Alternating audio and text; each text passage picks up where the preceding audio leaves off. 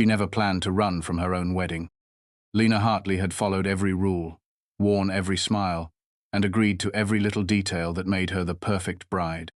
From the 5-tier cake to the gold-trimmed invitations, the entire event sparkled, but not with joy. The man waiting at the altar didn't see her, not really. And somewhere between the final fitting and the final vows, Lena realized she couldn't fake forever. So she ran, lace dragging through gravel, breath caught somewhere between panic and freedom. A mile from the chapel, headlights cut through the dusk. The truck stopped. A man stepped out, tall, rough around the edges, with a curious gaze and a little girl peeking nervously from the back seat. "I don't know where to go," Lena said, still clutching her bouquet like a lifeline. He didn't ask questions. He just opened the passenger door. Jackson Cole thought he'd left rescue missions behind when he became a single dad. But this wasn't just about saving someone else. Because what began as an unexpected detour soon reveals 2 broken hearts, one runaway bride, and a chance to rewrite everything they thought they lost. Lena had always done what was expected. She was the dependable daughter, the polished fiancée, the event planner who never missed a deadline. People admired her poise, her charm, the way she floated through every social engagement with ease. But what they didn't see were the sleepless nights, the quiet dread, the constant ticking of a life that wasn't hers. The engagement had come with champagne and applause, but the moment the ring slid onto her finger, Lena felt something hollow settle in her chest. Bryce was successful, confident, the kind of man her parents approved of without question. But love, real love, had never found its place between their dinner reservations and carefully curated smiles. For months, Lena told herself it would all come together, that the feelings would follow the plan.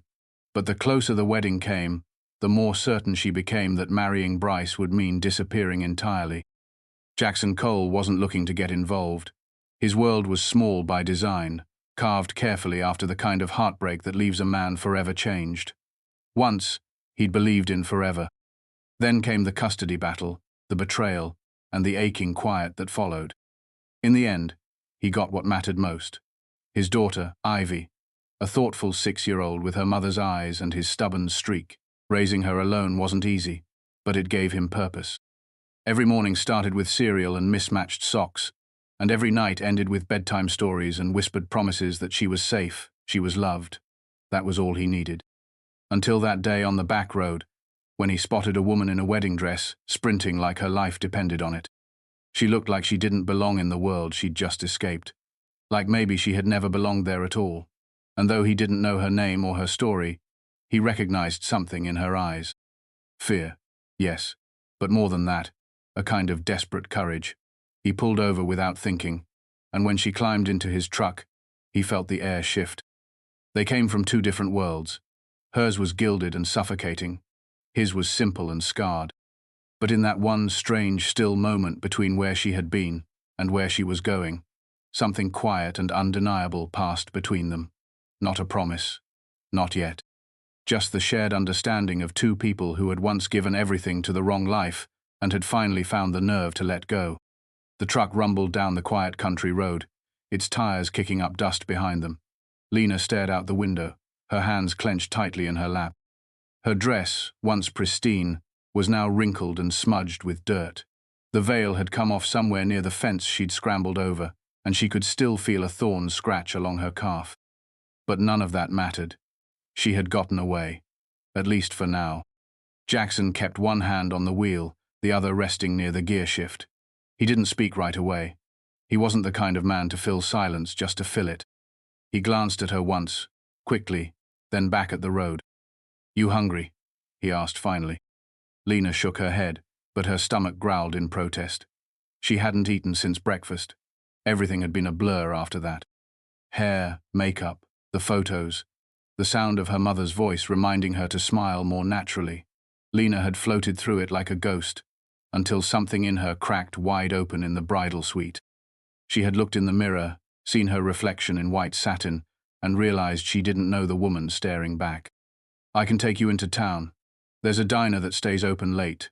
Quiet place," Jackson said. "Thank you," she murmured. Her voice felt strange in her throat, raw, unsteady. "You got people looking for you?" She hesitated. Probably. My fiancé. My parents. The guests. I guess the whole town by now. Jackson nodded like that. Didn't surprise him. Any of them likely to come out this way? I don't know. Maybe. Bryce doesn't like to be embarrassed. I figured. The truck hit a bump, and she reached for the dash, steadying herself. He didn't apologize, but he slowed down a little. Ivy, his daughter, peeked at Lena from the back seat, a juice box in her hand. The girl's eyes were wide, but curious. Is she a princess? Ivy asked. Lena managed a smile for the first time in hours. Something like that. Jackson didn't smile, but she saw the corner of his mouth twitch. The girl's presence made everything feel less like an abduction and more like an accident. A strange, unplanned turn that didn't yet have a destination. They drove in silence for a while longer. The road stretched out in front of them, narrow and winding. Lena didn't know where it led, but for the first time all day, she didn't feel trapped. I don't have a plan, she admitted quietly. Most people don't, Jackson replied. But you're not the first person to run, and you won't be the last. She looked at him then, really looked, and saw someone who might understand what it meant to walk away from a life that looked perfect on paper but felt wrong in every beat of the heart. The house sat at the edge of a wooded stretch, tucked far enough off the road that the only sounds were crickets and the faint rustle of trees. The porch light cast a warm circle across the gravel driveway as Jackson turned off the engine. Lena didn't move at first. Her dress was crumpled beneath her, her feet sore, her whole body worn thin. It had been hours since she'd left the chapel, and only now did the full weight of her exhaustion settle over her. You can stay here tonight, Jackson said. It's not much, but it's safe. She followed him up the wooden steps, Ivy skipping ahead, her small backpack bouncing on her back. The front door creaked open into a modest living room, a worn sofa, a coffee table cluttered with picture books and Legos, a television that looked older than most of the furniture. It wasn't stylish or polished, but it felt lived in, honest. Lena slipped out of her heels and stood barefoot on the wood floor. Her feet ached in the best way. She hadn't realized until now just how badly she wanted to stop pretending, to stop smiling for cameras and guests she barely knew. I'll get you something to wear, Jackson said, already disappearing down the hall. Ivy stayed behind, watching her with interest. Your dress is pretty, she said. Thank you, Lena replied, smoothing the skirt out of habit. It used to be white. You can have my unicorn pajamas if you want. They're really soft. Jackson returned with a pair of sweatpants and a faded t-shirt that looked like it had seen years of laundry cycles. These should do for tonight. Bathrooms down the hall, third door on the left. Lena nodded, clutching the clothes to her chest like they were a lifeline. The bathroom was small, but clean. She caught her reflection in the mirror and almost didn't recognize herself. Makeup smeared beneath her eyes, hair falling loose from the updo, skin pale with nerves and fatigue. She stripped out of the dress carefully, folding it as best she could before pulling on the borrowed clothes. The fabric was soft, worn in a way that comforted her. It smelled faintly of laundry, soap and cedar. When she stepped back into the living room, Ivy was curled up on the sofa with a blanket and a bowl of cereal. Jackson handed Lena a glass of water, then gestured toward the armchair. You hungry now? She nodded, and he disappeared again into the kitchen. A few minutes later, he returned with toast and scrambled eggs. She ate slowly, unsure of when she had last tasted anything. Thank you, she said. I don't know what I would have done if you hadn't stopped. He leaned against the doorframe. You would have figured something out. People do. Ivy yawned and climbed into his arms, tucking her face against his shoulder. He carried her down the hallway without a word. Lena sat in silence, her fingers around the warm mug he had handed her. It wasn't just the shelter or the food that eased the tightness in her chest. It was the calm, the lack of expectation. No one here asked her to smile or explain. She could just exist. When Jackson returned, he paused in the doorway. The couch pulls out. Got clean sheets in the closet. I'll be fine, she said softly. He gave a small nod and turned off the overhead light, leaving only the lamp near the armchair glowing faintly. Outside, the world was quiet. Inside, for the first time in a long while, so was she. The morning came slowly, sunlight filtering through the sheer curtains and painting soft gold across the living room floor. Lena stirred on the pull-out couch, the sheets tangled around her legs, her body stiff but warm. For a moment, she forgot where she was. Then the quiet returned. Not the heavy, expectant silence of a bridal suite, but something gentler, peaceful, the kind of quiet that didn't ask anything of her. She sat up, blinking into the unfamiliar room. Her wedding dress was folded neatly on the armchair, its elegance strangely out of place in a home filled with crayon drawings and half-finished puzzles. She reached for it, running her fingers along the beading. It felt like a costume now. Jackson was already up. She heard the clink of dishes in the kitchen and the low murmur of Ivy's voice as she tried to read the back of a cereal box. Lena waited, unsure whether to join them. The normalcy felt fragile, like something she might break by stepping into it. Instead, she stared at her reflection in the dark television screen. She thought of the morning before. Her mother's voice directing the hairdresser, the photographer snapping posed smiles while Bryce texted a colleague in the corner. Lena had been surrounded by silk and champagne and yet had never felt more alone. No one had asked if she was happy. They had assumed the day was perfect because it looked perfect. The first time she realized she didn't love Bryce had been during a fundraiser 3 months into their engagement. She had stood beside him while he charmed donors and talked about their future with the ease of someone reading from a script. When he introduced her as his bride-to-be, she had smiled on cue. But afterward, in the car, he had corrected her posture, reminded her to keep her answers brief, and told her not to laugh so loudly. She had nodded, embarrassed, then told herself it was nerves. Everyone had doubts. She had kept telling herself that until the morning she walked down the aisle and couldn't take another step. A soft knock pulled her back. Jackson stood in the doorway, a mug in each hand. "Figured you could use this," he said, offering her one. She took it, wrapping her hands around the warmth. "Thank you." Again. He sat on the edge of the armchair across from her. "You sleep okay?" She nodded, then hesitated. "Do you ever wonder if you're making the biggest mistake of your life, and only realize it once it's already set in motion?" His eyes held hers for a long moment. "I married Ivy's mom right out of high school. She was smart, wild, the kind of girl who made you feel lucky just to be noticed. We had Ivy 2 years later, thought that would fix everything." "Did it?" she asked. "No, but it gave me Ivy, and that changed everything else." Lena sipped her coffee, letting the silence stretch. There was no judgment in his words. No, I told you so, or what were you thinking? Just a quiet understanding. "I didn't leave because I didn't love the life. I left because it never loved me back," she said. Jackson nodded. "Sounds about right." Outside, Ivy laughed at something in the backyard, her voice light and unburdened. Lena turned toward the sound, feeling something inside her shift. It wasn't hope yet, but it was the first breath that didn't feel borrowed. The days passed gently, almost without notice. Lena stayed tucked in Jackson's quiet corner of the world, helping with small chores, folding laundry with Ivy, learning to let silence be a comfort instead of a warning. She didn't ask for a timeline. He didn't offer one. There was no question of what came next, only what was needed now. For the first time in years, Lena didn't wake with dread in her stomach. She still wore the sweatpants he gave her, though she'd washed them twice. Her wedding dress stayed folded at the back of the hall closet, like an artifact from another life. But peace doesn't last forever. The first sign was a voicemail she ignored, then a text from a number she didn't recognize, another, and another. Her phone, which she had buried in the bottom of her purse, lit up in the early morning light. Jackson glanced at it once but said nothing. Still, she felt the tension return. Her breath shortened. Her stomach twisted.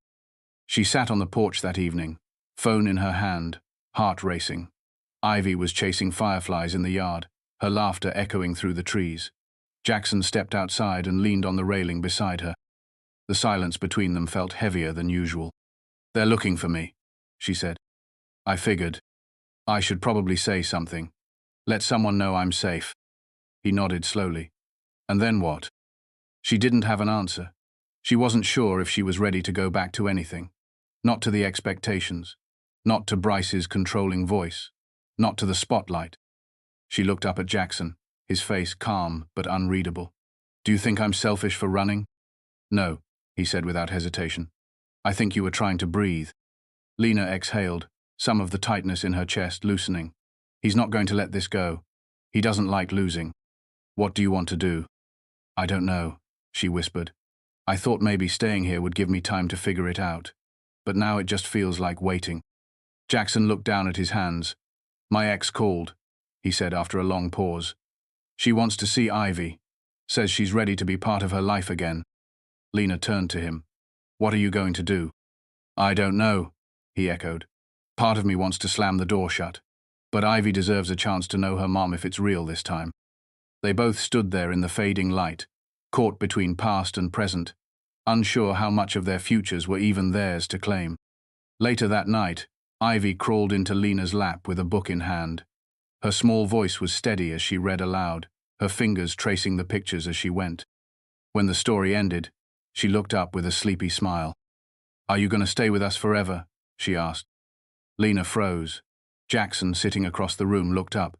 She didn't know what to say. Not yes, not yet, but not no, either. Ivy's question hung in the air long after she fell asleep in Lena's arms. The next morning, Bryce showed up. He didn't knock. He didn't call. He pulled into the driveway in a sleek black car that looked painfully out of place in front of the modest house. Lena saw him through the window and felt her stomach drop. Jackson stepped outside before she could. They spoke on the porch. She couldn't hear the words, but she could read the stiffness in Jackson's shoulders, the practiced calm in Bryce's gestures. When she finally stepped out, both men turned to her. There you are, Bryce said with a smile that didn't reach his eyes. You've had everyone worried sick. I left a note, she said quietly. We can talk about all of that. Just come with me, Lena. Let's go home. She glanced at Jackson. He didn't speak, but his eyes told her he wouldn't stop her if she chose to leave. Her heart beat loud in her ears. Bryce was waiting. Ivy was watching from the window. And somewhere deep inside, a decision had already been made. Lena didn't move. The air felt too still, like even the breeze was holding its breath. Bryce stood a few steps away, polished and certain, his car humming quietly behind him. Jackson had retreated to the far end of the porch, giving her space but watching closely. Ivy's small face was pressed to the living room window, her breath fogging the glass. You've had your moment, Bryce said gently. Now let's go. We'll get ahead of the headlines if we act fast. We can say you were overwhelmed. Everyone will understand. He smiled like it was already decided. Lena stared at the gravel beneath her bare feet, then up at the trees swaying overhead. She had thought she might feel guilt, or regret, or even shame when this moment came. But all she felt was tired. Tired of pretending. Tired of asking herself who she was supposed to be and never liking the answer. She looked at Bryce and realized she had never really loved him. Not the way she was supposed to. Not the way he expected. I'm not going with you, she said. Bryce blinked. Lena, come on. You're not thinking clearly. Yes, I am, she said, and her voice didn't shake. For the first time in a long time, I know exactly what I want. And it's not a life where I have to make myself smaller just to keep someone else comfortable. Don't do this, he warned. You'll regret it. Jackson stepped forward then, slowly, but Lena lifted a hand and shook her head. She didn't need him to protect her. Not from this. You can go, she said. There's nothing here for you. Bryce stared at her for a long moment, as if trying to read something in her expression that would let him believe she was bluffing. When he found nothing, he scoffed and turned toward the car. You'll come crawling back. You always do. She didn't respond. She didn't need to. The car pulled away, disappearing down the long dirt drive, and the sound of its engine faded until there was only wind and birdsong again. She stood frozen on the porch, her breath catching in her throat. Her legs felt shaky, her hands were cold. It wasn't fear anymore, it was release. Jackson stepped closer. You okay? Lena turned to him. I don't know. He nodded like he understood. That was brave. She laughed, but it was short and uncertain. It didn't feel brave. It just felt necessary. He reached up and tucked a strand of hair behind her ear. That's usually what bravery looks like. Inside, Ivy had disappeared from the window. A moment later, the screen door creaked open, and the little girl stepped out, her blanket wrapped around her shoulders. She looked up at Lena with sleepy eyes and asked, Is he gone? Lena crouched down. He's gone. Ivy nodded and leaned in, wrapping her arms around Lena's neck. Good. Jackson watched them quietly. Lena stood and met his eyes. I don't know what comes next, she said. I don't have a job. I don't have a home. I don't even have a toothbrush. You've got time, he said, and I've got a spare. She laughed again, and this time it wasn't forced. He held the door open for her, and she stepped inside, the morning light casting a soft glow through the kitchen window. It wasn't a future yet, but it was a beginning, and that was enough.